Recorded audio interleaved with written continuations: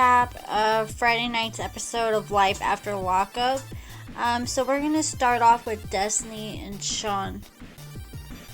Destinie had her court date and Shawn showed up and he was just chasing her around, looking dumb overall. She was telling him to get away from him, don't talk to her, why'd you show up? And he just kept trying to talk to her. But I understand, she took his credit card and she just left for no reason at all. And she looked super high. I know the reason she left her sister's house and the reason why she left Shawn and made all these excuses to leave is just so she could get high before she goes back to prison. It is very interesting. Life After Lockup spoilers show they get married later on because she was telling him at the courthouse, get away from me before I punch you in the face, and she kept saying that over and over again, I'm about to hurt you. And then she also said, Shawn, you're just a trick, you just been a trick, and told her that she didn't want to be with him or nothing to do with him. But her court case that continued. Alright, next I'm going to talk about Puppy and Amber. So Puppy was all in her feelings, asking Amber if she even wants to be with her, and telling Amber she wants to spend the rest of her life with her. And Amber was saying this is the first time they talked about it, and she was caught off guard. And Amber went on to tell the producers that she's in love with her ex, I believe his name was Eric, and that he's going to get out of prison soon. And when Puppy asked her if they had a future together, she was just pretty much leading her on, saying we'll see where it goes. Next, we're going to talk about Kweilyn and Chevelle. We all remember when he put all those miles on his suitcase and caught up with Shavel and Branson. And, they act like he surprised her. But I really think low-key, she and him were talking, and she's the one that told him where she was.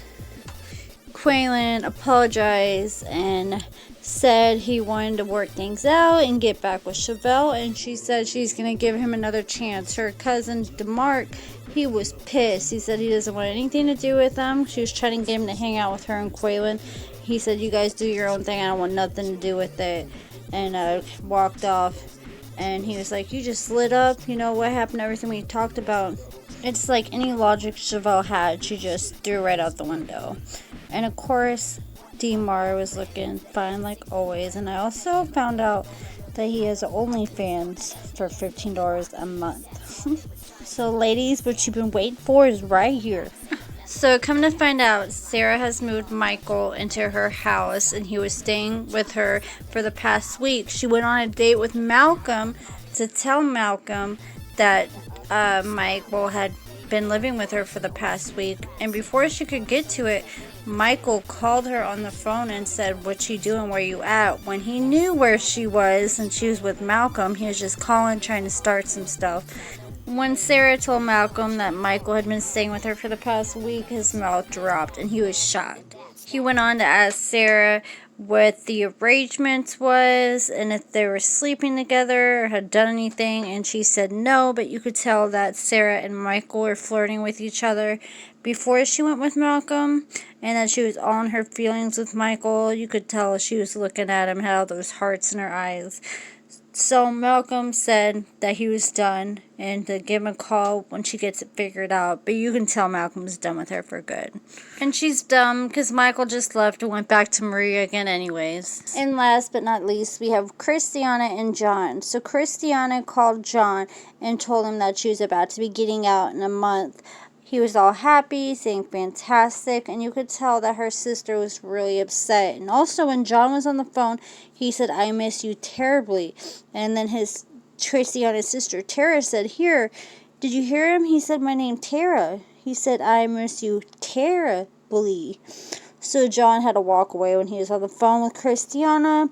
And even Kristianna's mom was agreeing with Tara when she was saying that, and Kristianna's mom was telling the producers that they had been doing a lot of flirting. So John gets off work, and when he's walking up to his porch, Tara's outside smoking, and he starts sitting there smoking, they're talking, and she tells him she loves him, and he's talking about how they have this spark between each other. And she's like, do you love me back? And she was grinding on him, and he was talking about how he hasn't got none for a while. What do we do about this? So Kristianna's sister actually wanted to kiss him, and he actually rejected her and told her, yeah, he knows they have a spark between them, but with his Indian heritage, when he got married to Kristianna, if he was to cheat on her, then the marriage would be annulled. So he said he could not do that based on his Indian values. Tara went to say, well, you don't even know Kristianna, but you know me. And John said, yes, but I love her.